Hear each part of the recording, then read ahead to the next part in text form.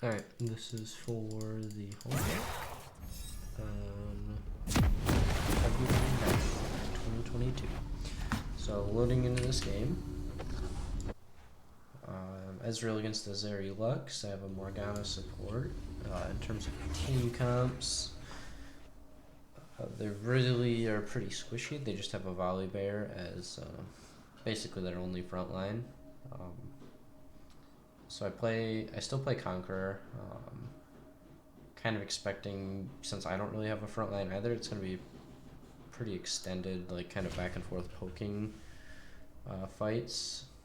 And then I expect, Viego and Volibear to be running at me, where if I'm kiting back, I can just build up stacks of Conqueror, and then, I have no potential to dive, so I'm just relying on my team to kill their backline. It's kind of on me to kill the two frontliners, so I still go Conqueror, despite there being not a whole lot of tankiness on their team.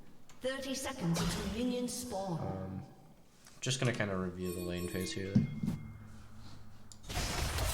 When you walk up here, nothing really happens. So, into their lane, I think they're a little bit stronger in terms of like a straight up fight or just like ability to poke. But what we should be able to do, if the Morgana helps me, is get the push.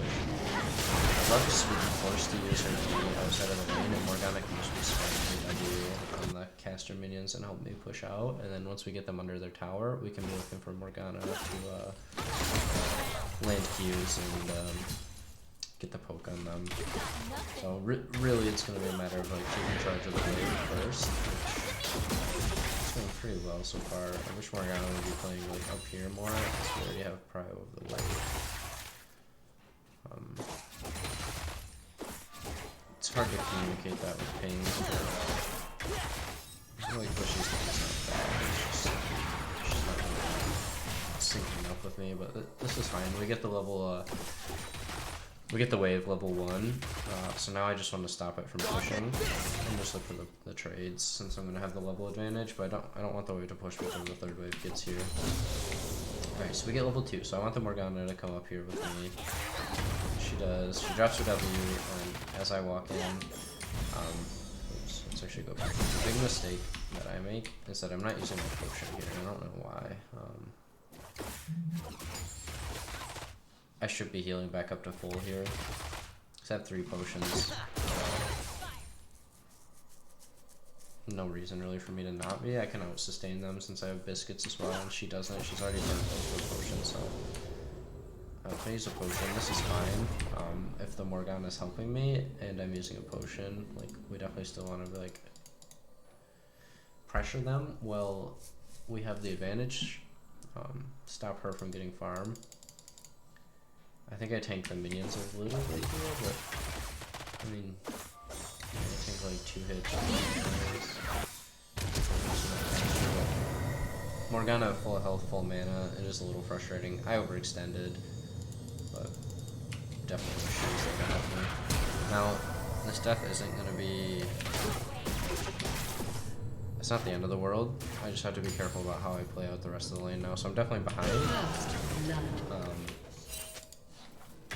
I just need to kind of play with the expectation now that I'm looking to get 2 items. I started Longsword, so my second item power spike is going to be pretty big. So if I can kind of avoid dying here and just... I'm playing a little bit more cautiously. Now the lane's kind of over. Like, it's not as reliable for me to win through laning. I think like I have a higher probability of just playing careful, like playing in, like when I only have tanks or when Morgana lands a good ability. But other than that, I'm just trying to catch all the CS. So this wave is fine. We see the enemy jungler top, so I'm not scared of that. Pushed up here. So to push it out, I'm actually not at a super big disadvantage until they get back in. And Lux also got the first kill, so I'm fine. It's not terrible yet though. Alright, so he's going back towards me. Probably not a whole lot of reason for me to look up here when I'm doing that, but I'll get out with the E. Like, Azeri's low, so Morgana should also be like really helping me prevent this. Zeri from farming. It's kind of, we're just not on the same page. It's like every time I'm going back to farm, so she's walking up and taking a trade, and then now she's like, this is really frustrating and like hard to deal with. So I think I see the Viego here. I ping it. I want help pushing this out, and she's just piecing out. So. I think I could be communicating with more I'm pinging, but it's also careful. Without making too many excuses, she was like spamming like really obnoxious stuff in champ select. But it's a balance in solo queue like between like trying to trigger not trigger them, but also get them to like help you. So it's fine if they don't really can push the wave out. Basically, all of this is like allows them to push back and get this one in. So at this point, Zeri's gonna get a big back. She's gonna have like one item over me, which as an Ezreal it's not as scary, just because my stats are like my abilities are so good. I can still play really far back and just use keys. I'm not sure why she wanted to push this, but I oblige. Would have been better to build up like a slow wave there with that Kane on bot side. But either way, with the cannon, I just slow push this in.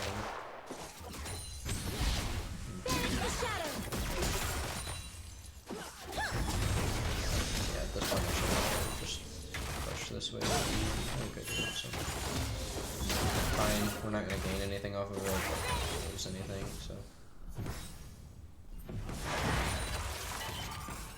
And at this point, like I said, I'm really far behind. I don't really know what to do.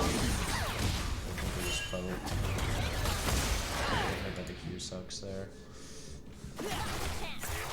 So again, like, I've kind of conceded the lane at this phase, unless they're just going to keep making really big mistakes and walking into a snare like that. Like, it's not that punishing. I mean, we still get a good trade, but like, if they walk back and then Morgana lands a Q, like it's like if they chase me back and then as they're retreating she lands a Q, it's not very impactful because I'm super far away already, so like she needs to be up there and ready to land a Q like as I come in, or as they come at me, and then we can turn around and fight this. So we're back up. We see Kane's coming in for the game. So hey, we get a really good trade here. This is good from us. Now we just want to try to bait them in because we know the Kane's coming. They don't fall for it, so he goes there. They just make it in, we force the flash out. Okay, so now Viego comes in and chases them up. I think this is like just big mistake. This I think rather. So first of all, I'm expecting the Kane to be coming in here and attacking them, and he's just like sitting there waiting. It's so annoying. So Morgana gets chunked out a little bit, and the Viego here is going to go for the Morgana. This guy's low, and I have heal at this point. So,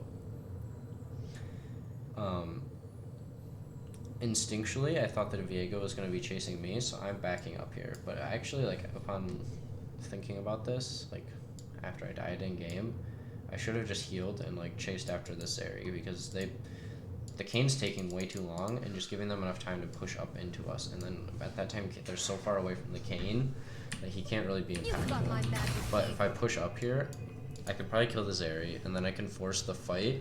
Even if Viego turns around and kills me, I can force the fight to be closer to Kane and help the Morgana like stay at range.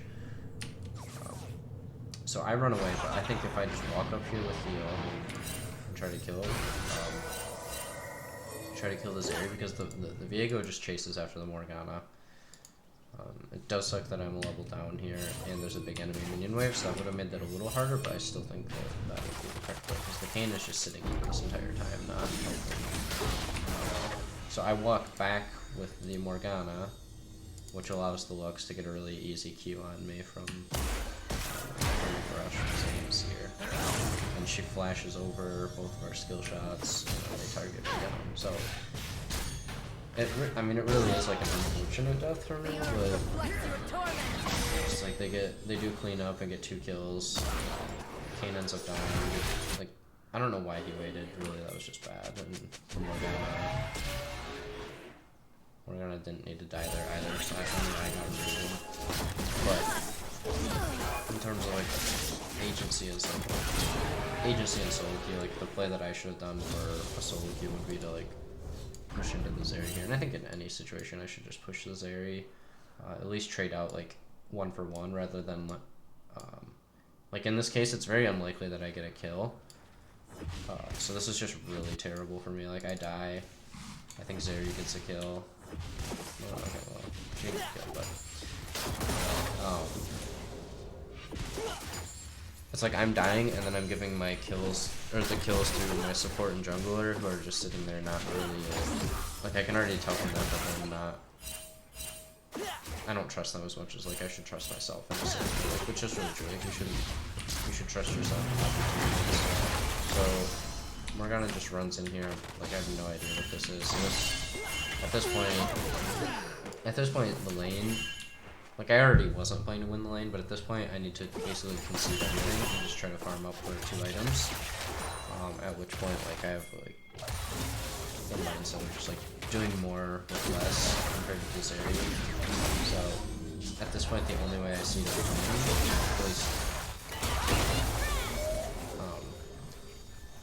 at least without like these other 2 lanes getting huge, or if I can stay back and not die. So I'm gonna pull this up because this was just really annoying.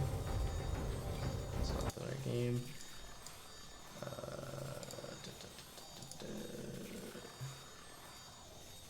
This one. So, so the third death here, which I felt like was kind of the nail in the coffin. Actually, I just wanna like from my point of view here. Okay. So we can slow it down. Like, watch where my cursor is, and watch what direction my E goes. So like I E directly at her, and my cursor's back here. Alright, so there's my cursor, and I'm casting Arcane Shift, right? Like, up here, you see me clicking. Arcane Shift has just started. I'm way back here. Now, okay, yeah, I probably still get hit by that, but then I'm way over here, and the Zeri can't follow up. And then I still have Flash, so... bad by my Morgana for inting, but I think this is just like a really frustrating death for me. That kind of, like, I just E directly at her. Instead of, like I'd still be in the root, but I'd be back here where they couldn't kill me. What the heck? Not trying to make excuses, but that one I think warrants it. So, third death. It's really falling apart at this point. Now, as far as like learning moments and like how to turn this game around, I think we've already passed all those. Like level 1 or level 2 versus level 1. I need my support up here with me, and I need to like use a potion and be full health and not take as much minion aggro, and not like walk up in a position where Lux is over here and just has like an easy Q on me where I can't even like trade back because there's minions in the way. So I need to be a little more careful with the minion wave, and Morgana needs to be up helping me. Okay. The second death, I need to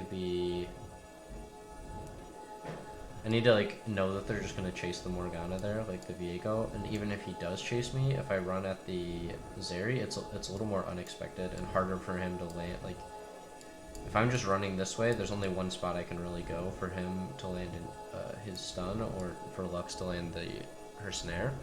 But if I push at them, it suddenly becomes a lot harder for them to land their CC on me, and I can walk back and forth, and then that forces the fight closer to the Kayn, who's not getting involved. Like, there's nothing I can do about the Kayn just standing here, but if I'm pushing up, that at least brings the fight towards him, so he might come in, and it almost guarantees that I kill the Zeri at level 3, I think it was, level 4. Yeah, I was level 4, they were level 5, but it almost guarantees I get the kill on the Zeri, and then at least I'm trading, you know, I'm gaining a kill out of that, whereas in the situation I went back to, like, there's nothing I can really do. Like, I'm not going to kill the Viego, I'm probably not gonna get out because Kane's gonna run in, and I should still help him. So I think the best situation is to push up here and try to kill the Zeri. Third death, well, frustrating. I mean, I still should not have been in a position to get snared. Like, and the Morgana definitely should not have just ran in and died. So at this point, we're like super desynced, and it's just gonna keep leading to them getting more kills. And the Kane still insists on being bot side and trying to like force plays to happen. So every time we're getting involved in plays, we're dying. But at this point, it's just like, I find this to be like a good exercise of trying not to be tilted. Normally I would just surrender at 15 here, but just, you know, I could play today. So I just try to stick it out, and I think it's a good lesson in at this league. Like, if it's probably better to just like ultimately for improving to just keep practicing those early levels, where I know I made the mistakes. But if you can only play one game, I think like not FFing is the way to go, because then you can just practice like playing from behind, and like that feeling of like, okay, I'm 0-3 at this point. It's a super frustrating game, but you just need to like practice like hanging in there, because it really does like help improve the you'll come back and win like a surprising number of these games, because they make a lot of mistakes at this league. Like, win rate probably certainly really low for me at this point. So it's a good exercise for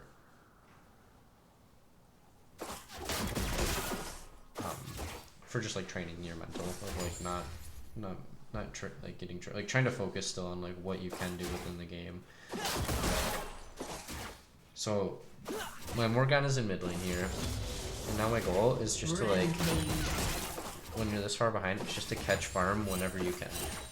I cut a lot of corners. So I want to push out every wave that I can and have it come, at least, you know, like here she's going to catch it, but she's just going to push it back. Like if they tried to freeze it here, I can just walk up mid. So I don't see that pushing here is bad. And it allows me to farm while they're not there. So I catch the whole wave. I get all 6 CS while they're not there. And then it's just going to bounce back towards me, and I can just keep catching the waves like on my side. And then if they do try to freeze it here, I can come up and try to help out in mid lane, and we can get like a cheesy kill, or I can just farm the mid wave. But really at this point, you like, if you're gonna catch back up, you do need to have some corners. I'm still just looking at like, ultimately it's still good if I just come up to 2 items and, you know, have good team fights. But I need to be like, my team has to be in a position to get team fights as well. So like at this point, it's not a game I can carry. It's not a game you can like reliably win in solo queue by like pure skill expression. But it's still like a very winnable game if you stay in the game. But you're gonna have to work with your team. So, I think ultimately we've kind of covered the early deaths, which are where like there's the most room for improvement. It's a hard game to play out. The rest of the game kind of ends up with Morgana getting caught, dying and being in base, then I'm alone in lane, and then I get caught and I die, and then she walks back up and she's alone, and then, you know, rinse and repeat, and then we group up bot, and Viego comes, and then Kane tries to counter, and then all 3 of us die, and then they just snowball from there. So not a good game by any means, but a good game to learn from. So there we go. That's my my overview of this laning phase. Peace.